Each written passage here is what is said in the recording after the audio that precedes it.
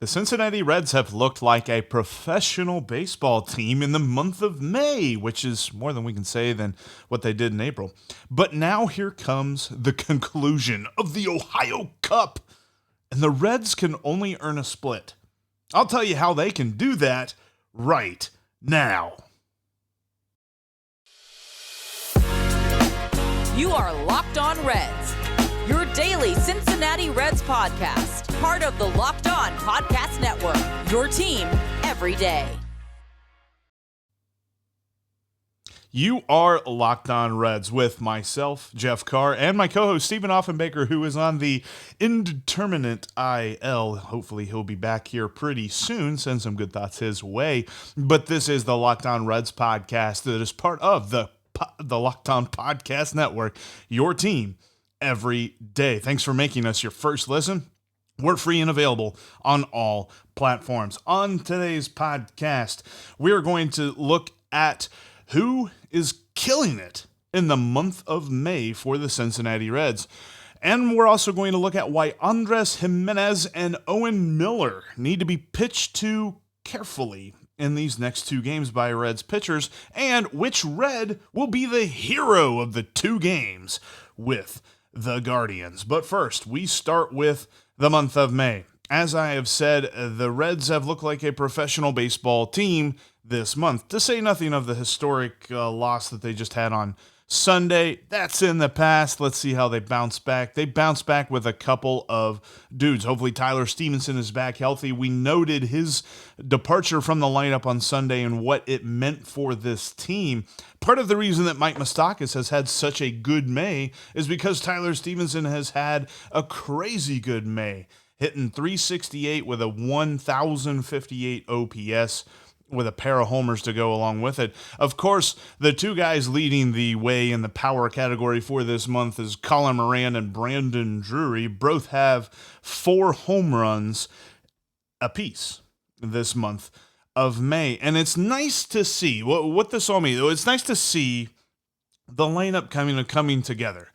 It sucks that they are not at full strength, and that's something that we're going to talk about tomorrow. What does that even look like for the Reds? Do we even remember what the Reds look like at full strength? But with the guys on the field, they've started to produce. We've seen bounce backs from Moose. He's got a .304 batting average. He's getting on base at a .407 clip. 40% of the time we're seeing Moose getting on base. Those are the kind of things that we've liked to see. Now, it's worth noting, again, at most, these guys have played 14 games. This is halfway through the month of May, but Moose is setting up very nicely for a good month of May overall, and would like to see what he can do against the pitching that the Guardians will throw at him up in Cleveland. But overall, the guy that I'm looking at has been Tyler Stephenson. He has absolutely taken the reins. And it's funny because depending on what you get your information from, there are some national writers and analysts and things like that believe that there's regression coming. Now, obviously, he's not going to bat .368 all year, but what does regression for Tyler Stephenson look like? I think this dude can hit .280, .290 for the entire year. He just shows that sort of maturity at the plate. And I believe that he can continue to be the guy. We've said this multiple times on the show here. Tyler Stephenson is the cleanup hitter of the future for the Cincinnati Reds team. And I think the future's now when you're talking about Tyler Stephenson. The lineup, though, has just looked a lot better. And it's nice to see that it's not all relying on Tommy Pham. Tommy Pham's only batting .265 for his first 14 games here in the month of May. He is still getting on base very nicely, 41% of the time, leading all Reds hitters when it comes to getting on base.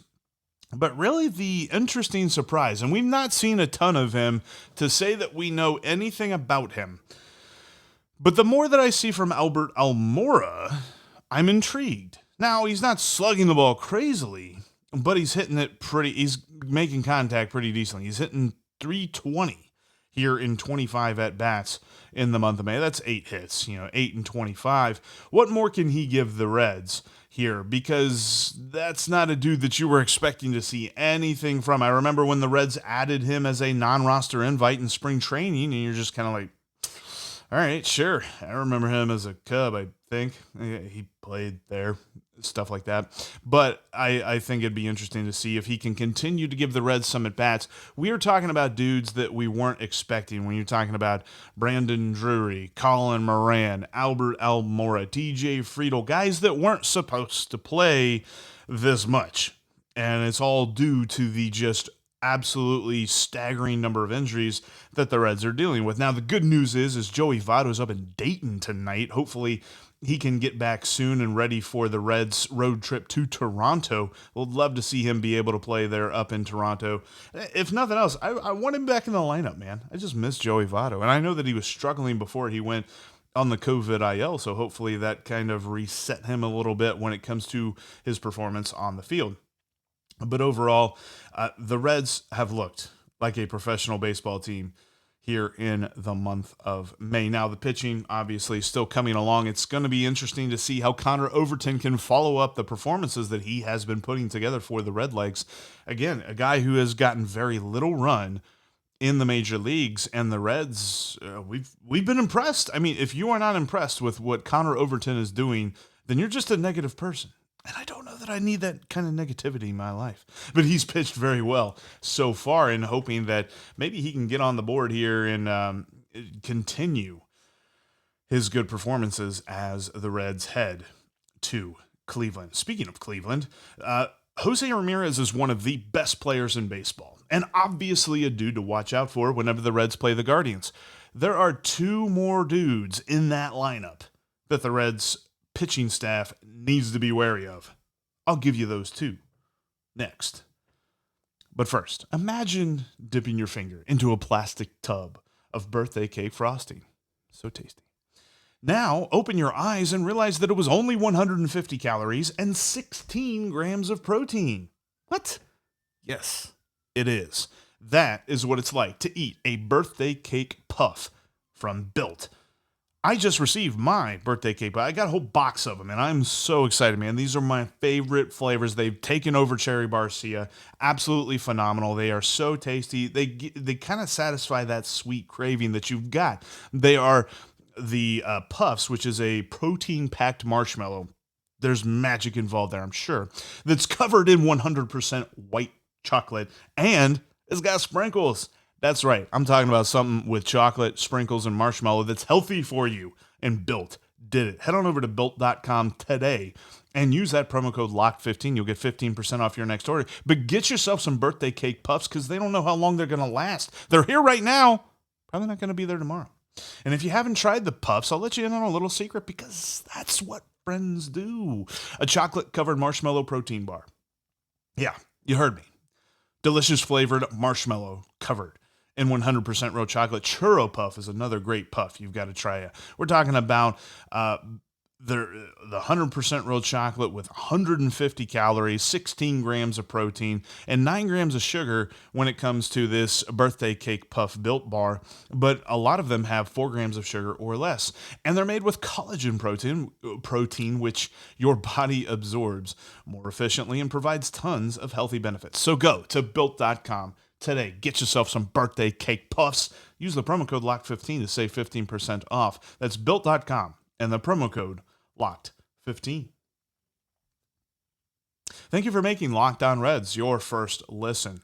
For your next listen, check out the Locked On Now podcast. Recaps of Major League Baseball games with analysis from our local experts in under 30 minutes takes fans through the Major League Baseball season like no other network. Free and available wherever you get your podcast, just like Locked On Reds. Make sure you're following Locked On Reds on all platforms, including YouTube. Coming up tomorrow, does anyone remember what the Reds look like at full strength? We'll dive into that. But let's talk about this Guardian series because the Reds lost the first 2 games at Great American Ballpark, giving up lots of runs in the process, and there were a couple of guys that were impressive then who have continued to impress still today. Andres Gimenez and Owen Miller have absolutely been raking. Andres Gimenez is hitting over 300, but here's the thing when it comes to Gimenez. He is striking the ball with crazy accuracy and very, very good on the power numbers. There's one weakness to him, though. You got to pitch around him. He swings at pitches outside the strike zone a little bit more than league average, and he doesn't have like a crazy above average contact rate on pitches outside the zone. He has been super successful for the Guardians this whole season. He has been cooling down a little bit this past week. He's only got 3 hits in the last week. However, those 3 hits are 2 doubles and a homer. So when he makes contact, he does damage. But when you look at his statistics, yes, he's hitting 326 on the year, but he's getting on base only 344, so 34% of the time. He only has 3 walks all year long. Reds pitching needs to kind of pitch around him a little bit. Dare him to take a walk, basically, because he has been nothing short of phenomenal for the Guardians. In fact, in the first game of the series, he had 3 hits against the Reds. So don't just go at him. Don't just pound the strike zone when you're facing Andres Gimenez, because if you pitch around him, and Connor Overton will probably be very successful at this, but if you're able to pitch around him, I think you're going to get him into a lot of good pitchers' counts, and then you'll force him to overswing, maybe swing and miss a lot. He does have 23 strikeouts on the season. So I'd love to see Reds pitching do that. But when you're talking about Gimenez in the lineup, that's not some dude that you can just gloss over. He has been phenomenal. Another dude that's been phenomenal, he really continued his success at the plate from the first 2 games of this series where he had 5 hits at Great American Ballpark, is Owen Miller. Reds pitchers need to attack the zone on him. So a little bit of, flip-flop here. Andres Gimenez, pitch around him. Owen Miller, pitch right there in the strike zone at him, because, yes, he's making a lot of contact, but there's a lot of things that saying he's getting a little bit lucky, saying his expected batting average is 40 points lower than where his actual batting average is right now. Part of that is he is fast, in the 88th percentile of Major League Baseball in sprint speed. Dude can run. So when he puts the ball in play, you got to get the ball to first base super quick. But he's making crazy contact, like well above average, especially on pitches outside the zone. He hits 3/4 of the pitches that he swings at when they're outside the zone. So you can't really kind of finesse this guy. I think you've got to power pitch, pound the strike zone with fastballs, especially up in the zone, because yes, the contact's been there, and he's got a nice slugging percentage, but overall, his numbers don't strike me as a guy that's just going to destroy your fastball. So, if you're a Reds pitcher, and you're listening right now, thank you, by the way, make sure you pound the strike zone.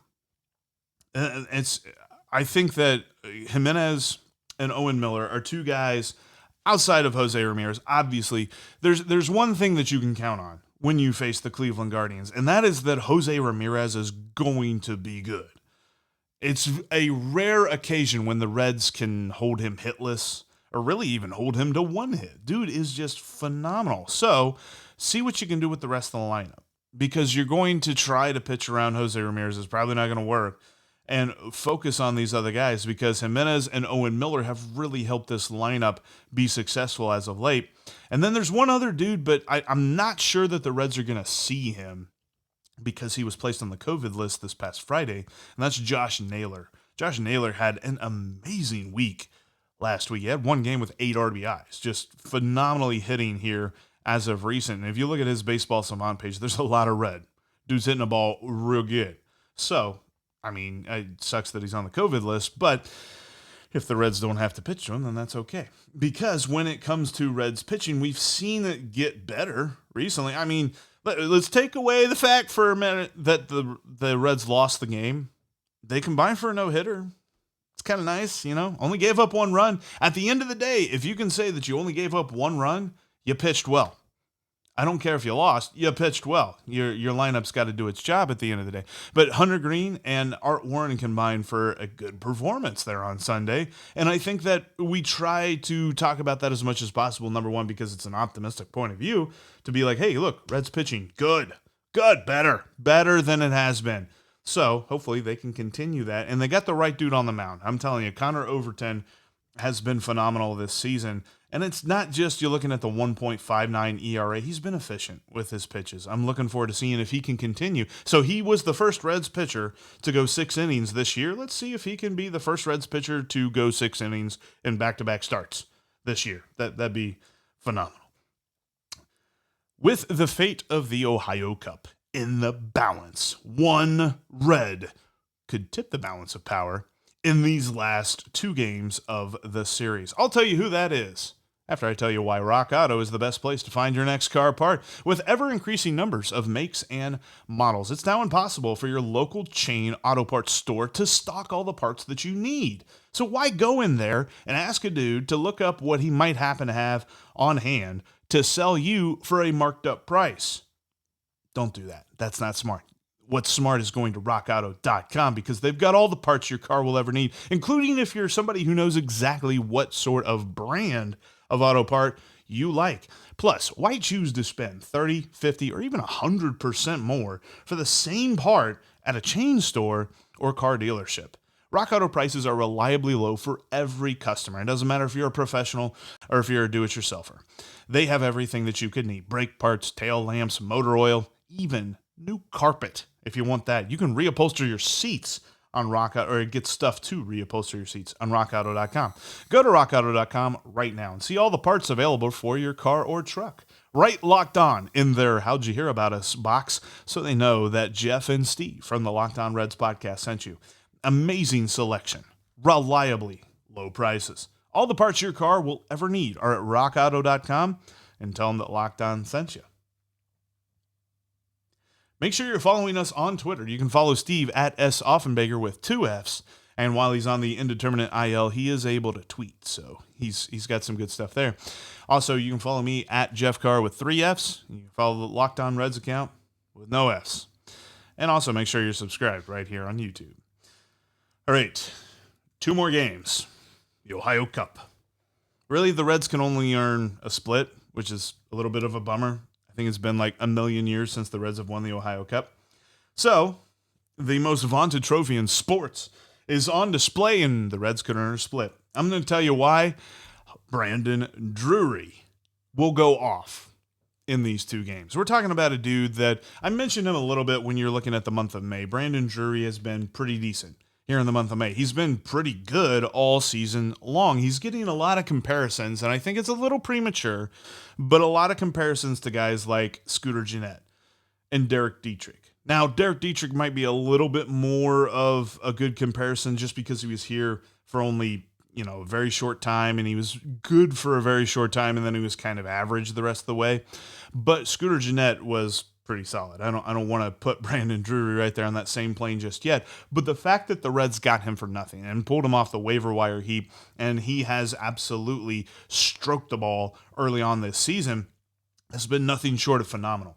And I think he's going to continue that as the Reds head up to Cleveland, because he eats fastballs for breakfast, lunch, and he eats some off-speed pitches for dinner. The 2 starters that the that the Guardians are going to throw up against the Reds here in these 2 games aren't really that impressive. I mean, Cal Quantrill probably has a nice career ahead of him, and he's pitched all right to this point. Zach Plesac has had a little bit of a tough season, though, and his expected numbers say that even what you're seeing right now is a little bit lucky.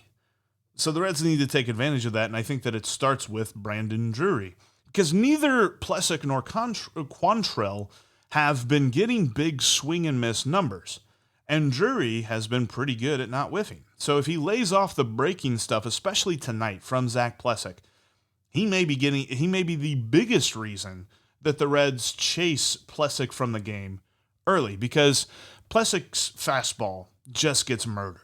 So if the Reds if he's throwing his breaking ball for strikes, it's going to be a different story. But if his breaking ball is going outside the zone, the Reds hitters just need to lay off of that.